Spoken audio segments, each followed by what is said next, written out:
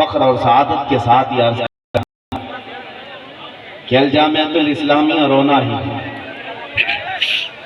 جس کی خوشبوئیں چار دانگ عالم میں پھیلی ہوئی، اس کے عظیم اساتذہ کا یہ بابرکت منبر ہے، اس پر بیٹھے ہوئے اکابر علماء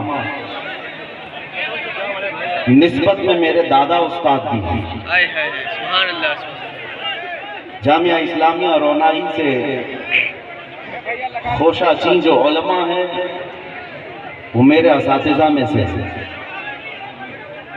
اور الحمدللہ مجھے اس بات پر فخر ہے کہ یہاں سے بٹنے والے علم کی خیرات ہم نے یورپ کی سرزمین پر بھی دیکھی ہے اور عرب کی سرزمین پر بھی دیکھی ہے۔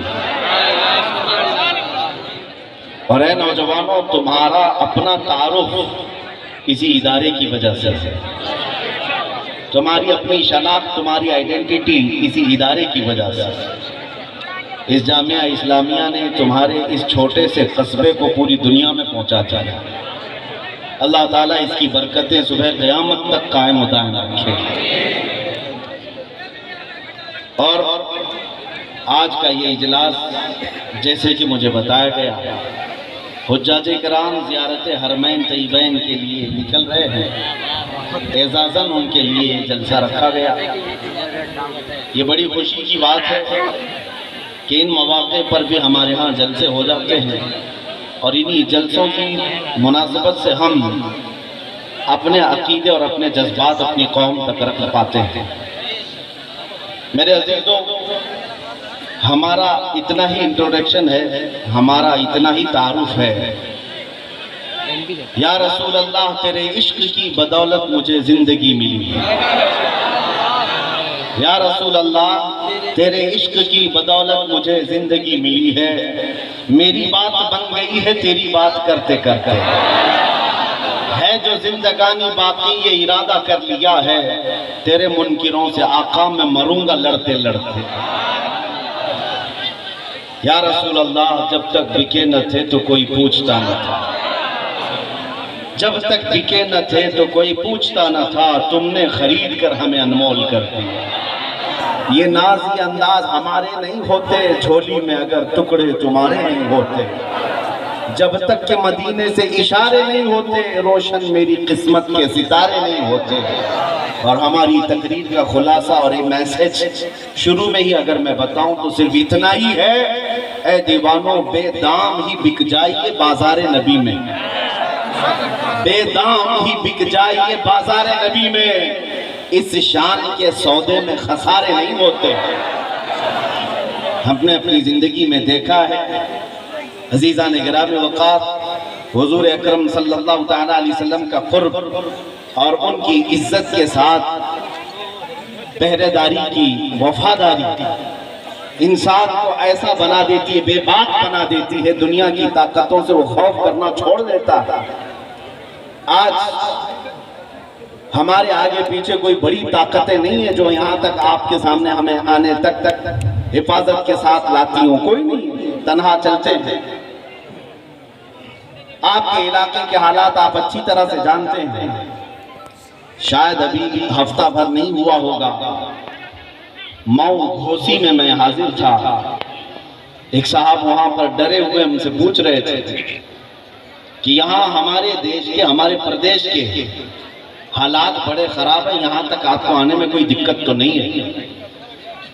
کیونکہ یہاں جو راج ہے وہ آپ جانتے ہیں، بلڈوزر والا راج ہے، تو آپ کو آنے میں کوئی دقت تو نہیں ہے، اور آپ یہاں اسٹیج پر آ کر آسانی سے بول پاتے، کوئی دقت تو نہیں۔ اس دن تک میرے ذہن میں نہیں تھا، ہم نے آج ان کو جواب یہ دینا تھا، وہ تو مئو تھا، گھوسی تھا، ہم تو اجودھیا بھی پہنچ گئے،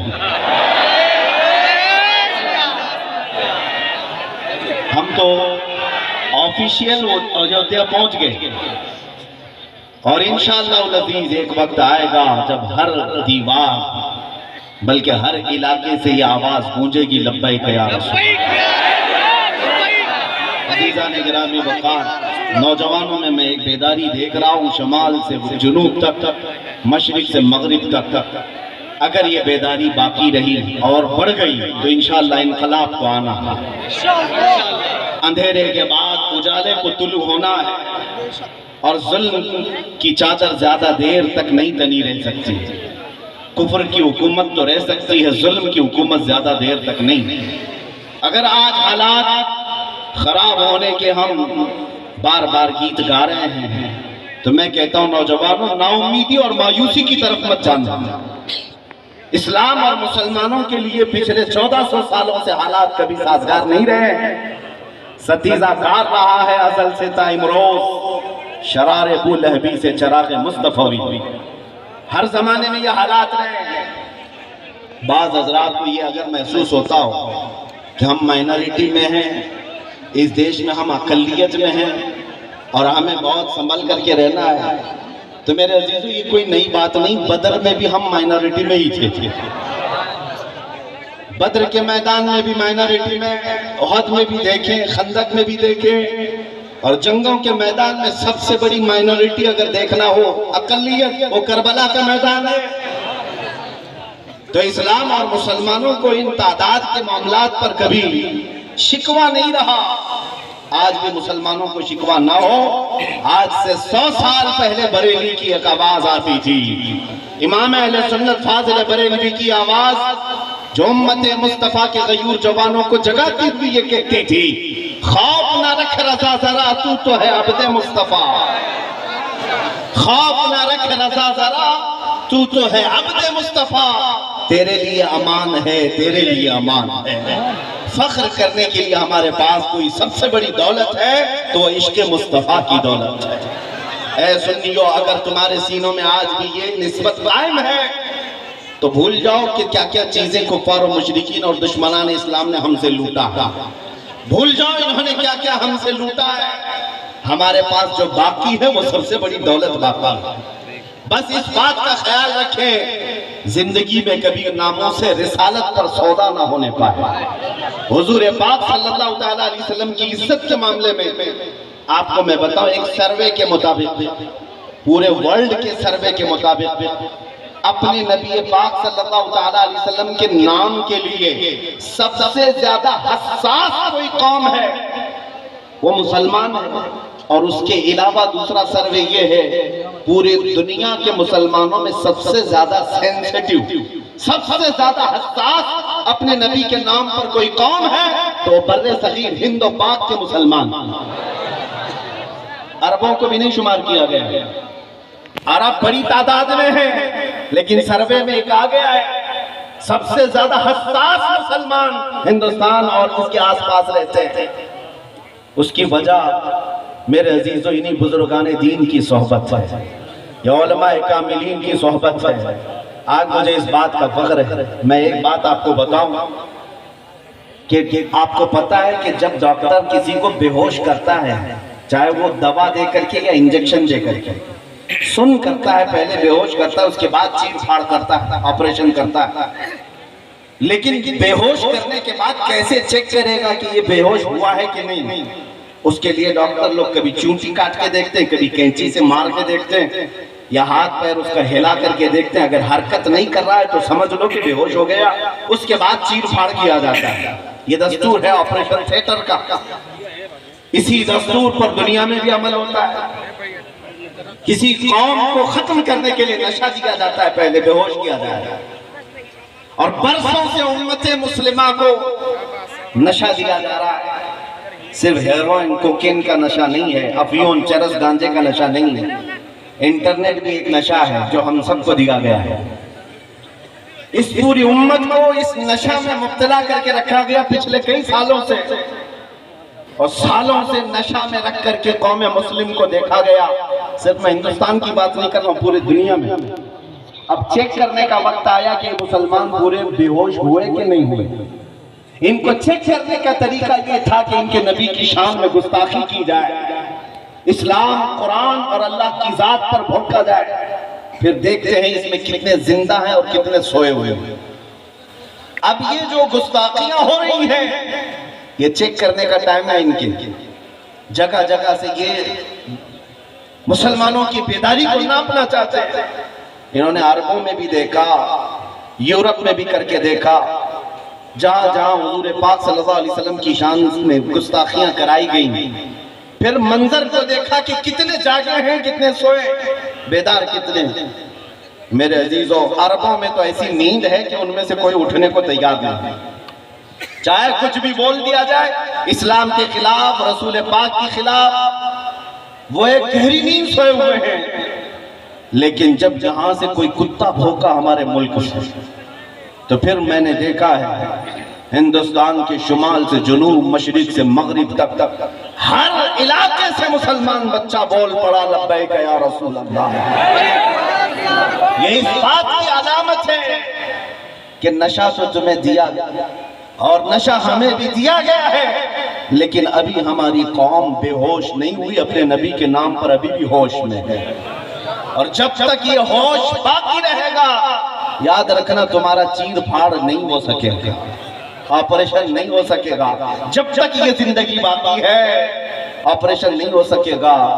عزیزان گرامی وقار، خاص طور پر میں یو پی کے مسلمانوں کو یہ بتانا چاہتا ہوں، خوف اور ڈر کے ساتھ اگر جینے پر تمہیں مجبور کیا جا رہا ہو تو نکال پھینکو۔ ہماری تاریخ ہے، پرانی تاریخ ہے، تمہارے لیے خوف کا ماحول راس نہیں آتا، سیب نہیں دیتا۔ اگر کہیں موب لنچنگ کر کے کسی کا ویڈیو وائرل کیا جائے، کسی کا گھر توڑ کر کے اس کے بربادی کو وائرل کیا جائے اور تمہارے دلوں میں دہشت ڈالی جائے، تو نکال پھینکو اس خوف کو۔ ڈر کے مارے اپنی ٹوپیاں چھپانا، ڈر کے مارے اپنی داڑیاں چھلا دینا، ڈر کے مارے اپنی مسجدوں کے دروازے بند کرنا، یہ حرکتیں مت کرو، بلکہ پھر سینہ سپر ہو کر میدان میں اتر آؤ اور دشمنان اسلام کو یہ جواب دے کر کے سناؤ کہ یہ جو تم چھوٹے موٹے حرکتیں کر کے ہمارے دلوں میں دہشت ڈالنا چاہتے ہو، یہ ہماری پرانی تاریخ ہے۔ ہم اس قوم سے وابستہ ہیں جہاں ہر سال محرم میں ہمیں کربلا کی داستان سنائی جاتی ہے، ہمیں ہر سال حسین اعظم کی قربانی سنائی جاتی ہے، اس لیے نہیں کہ چھاتی پیٹ پیٹ کر کے روئیں امام حسین پر کریں۔ محرم میں کربلا کی داستان اسی لیے سنائی جاتی ہے کہ ہمارا ہر بچہ کٹ جانے کے بعد بھی یہ عزم لے کر کے تیار رہے، اسلام زندہ ہوتا ہے ہر کربلا کے بعد، اسلام زندہ ہوتا ہے ہر کربلا کے بعد۔ بس میرے یہ تمہیدی کلمات تھے، میں اکثر اپنی تقریر کی شروعات اسی بات سے کرتا ہوں کہ تم اپنے دل سے خوف نکالو، ڈر نکالو۔ یہ آپ ہی کے اسٹیج کی بات ہے، ایک تقریر ہوئی، دوسرے دن اسٹیج پہ موجود، یہاں تو بڑے ذمہ دار علماء ہیں اور انہی کے مہربانی اور عنایت سے میں بول رہا ہوں، لیکن مجھے امید ہے گبر صاحب بھی بیٹھے ہوئے ہیں اور نام سے ہی لگتا ہے کہ یہاں پر کچھ نہ کچھ ہے۔ ایک مولانا صاحب نے مجھے دوسرے دن کہا کہ آپ کے ساتھ بیٹھا تھا اور لبیک لبیک زیادہ نعرے لگ رہے تھے، دوسرے دن پولیس والوں نے مجھے اٹھا دیا، تھانے میں بلا لیا، کہا کیس کر دیں گے تمہارے اوپر، یہ فلاں جگہ کا تم نعرہ لگا رہے تھے، ہمارے پاس ویڈیو آئی۔ ہم نے ان سے کہا کیا آپ ڈرے ہوئے ہیں کہ لبیک کا نعرہ لگانے پر آپ پر کیس ہو رہا ہے؟ کہا نہیں، میں آپ سے کہہ رہا ہوں۔ میں نے کہا خوش ہو جاؤ، اس سے بہتر چیز اور کیا ہو سکتی ہے؟ لبیک کہنے پر اگر تمہیں ہتھکڑیاں لگائی جائے، فخر کے ساتھ جاؤ اور بارگاہ مصطفیٰ میں یوں عرض کرنا، یا رسول اللہ، دنیا چوری کر کے تھانے جاتی ہے، میں آپ کا نام لے کر تھانے میں آیا۔